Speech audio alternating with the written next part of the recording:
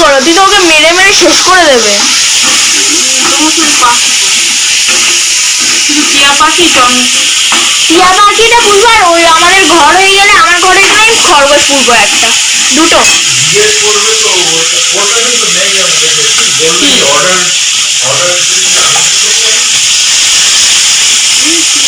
আরে দাও,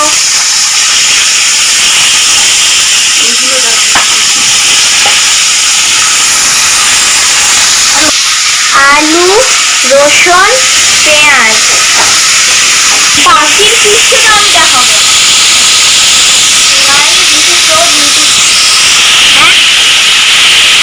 থাকতে পারবো না। কতবার এক জিনিস দেখাবি তুই? আরে এটা তো এখন সবাই দেখাচ্ছি, তোমার মুখটা একটু দেখে নি। হাসো।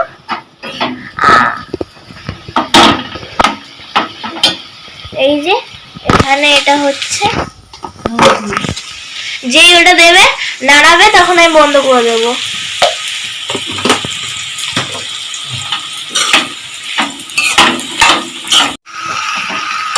ঠিক আছে, হাসো। হ্যাঁ এই তো হাসছি। আচ্ছা হাসো। আমি রান্না করতে করতে আমি হাসবো না? যাও যাও, তুমি গিয়ে পড়ো, যাও বাবা।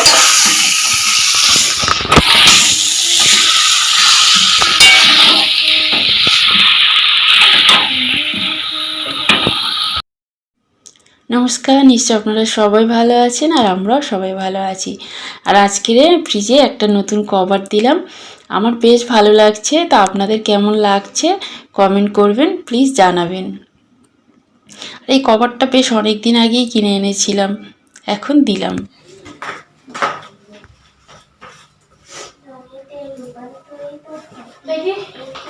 আমাকে দাও।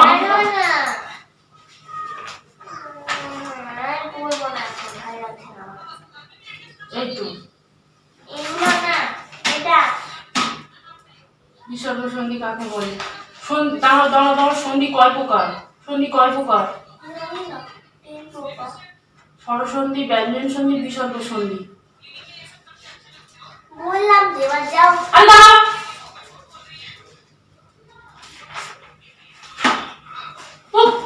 ওই ওই আমি বলবো না, ওই করবি না কেন? পাখি কিনে দেবো না তো? তোর পাখি কিনে দেবো রে। তো দুটো ধনী জুড়ে একটা ধনী হয়ে যায়। কালি কালি কালি পড়ে যাবে, কালি পড়ে যাবে। কালি ইজ ওয়াকিং। কালি এ পাঁচিলে ও পাঁচিলে ঘুরে ঘুরে বেড়াচ্ছে, রাস্তায় হাঁটতে পারে না, ওইটু উঁচু জায়গা না হলে হবে না ওর। হ্যাঁ বেচা।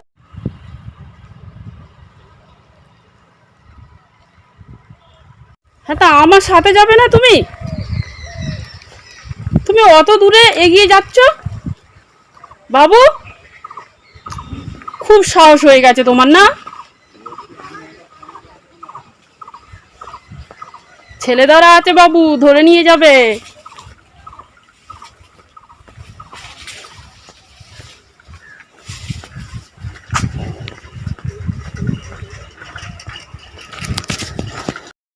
শীত চলে গেল, আবার গরম পড়ে গেল। এই রকম ভাবেই দিন চলছে বলুন আমাদের। ছেলে গেল নাকি? ওই ছেলেটা তোমাকে বলেছিলাম, ড্রিম চিলড্রেন স্কুলে একটা মুসলিম মেয়ে ছিল আমাদের ক্লাসে, যে পরীক্ষায় টুকলি করেছিল, আমি ম্যামকে বলে দিয়েছিলাম। রুবেনের জন্য আমার অঙ্ক পরীক্ষায় সেই সবাই ডেট করে বেরোচ্ছিল, সবাই লেগেছিল। ওই মেয়েটার ভাই ওটা।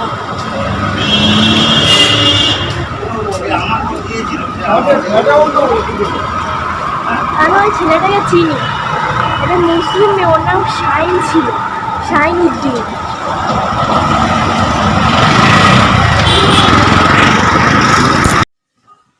যেটা বলছিলাম, শীত তো চলেই গেল, গরমকাল পড়ে গেছে। আর আমি তো খুব চিন্তা করছিলাম যে সবার শীতের পোশাক কাচা হয়ে গেল, আমার এখনও কাচা হয়নি।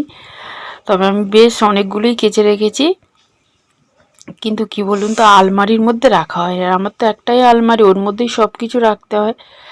তো কিছু রেখে দেবো, আবার অন্যগুলো কাচবো যখন, আবার রাখবো, আবার টানা হেঁচড়া করে আবার বের করতে হবে। সব একসাথেই গুছিয়ে রাখবো। ওই জন্য যেগুলো কেচেছি সেগুলো সুন্দর করে বাইরে গুছিয়ে রেখেছি।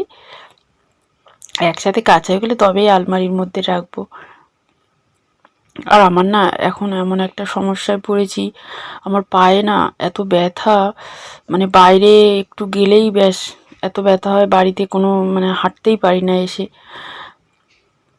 আর মেয়ের সামনেই পরীক্ষা, তারপর নাচের ক্লাসে যেতে হয়, ব্যাস আমার মানে এত কষ্ট হচ্ছে পাটা নিয়ে না, এত ওষুধ খাচ্ছি তাও সারছে না। এবার কি করে যে লেগেছে তাও বুঝতে পারছি না। গেল শনিবার নাচের ক্লাসে যাওয়া হয়নি, আজকে নাচের ক্লাসে গেছিলাম। যাওয়ার সময় বেশ গাড়িতেই গেলাম, তবে বাড়ির কাছে থেকে তো গাড়ি পাওয়া যায় না, একটু হাঁটতে হয়েছে। তারপরে গাড়ি করেই গেলাম, কিন্তু আসার সময় হেঁটে এসেছি। পায়ে খুব ব্যথা হয়েছে। আর মেয়ের সামনে পরীক্ষা, মানে বুঝতেই পারছেন ব্যস্ত আছি। তারপর নাচের ক্লাস, এটা ওটা সংসারের কাজকর্ম তো আছেই। হাজবেন্ড বলছে তুমি 1 মাস রেস্ট নাও। আমি বলি হ্যাঁ 1 মাস রেস্ট নিলে আমার কাজগুলো কে করবে।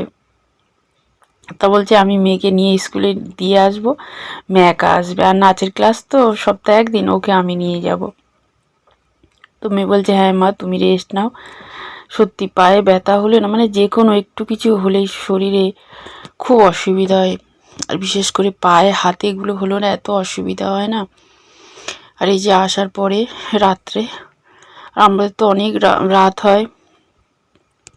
আর নাচের ক্লাস বেশিক্ষণ হয় না, 1-1.5 ঘন্টা হয়। আর রাতে এই রুটি করে নিয়েছি, আর রান্নাঘরটাও পরিষ্কার করে নিলাম। তরকারি করতে হয়নি, ওবেলায় তরকারি ছিল, মাংসের তরকারি, বাঁধাকপি, এগুলো দিয়েই ব্যাস আর কি যে ডিনারটা সেরে নিলাম। তো আজকের এখানেই রাখবো, আর বাড়াবো না। আপনারা সবাই ভালো থাকবেন, নিজেদের খেয়াল রাখবেন, সুস্থ থাকবেন। আবার দেখা হচ্ছে একটা অন্য দিনে। Good night.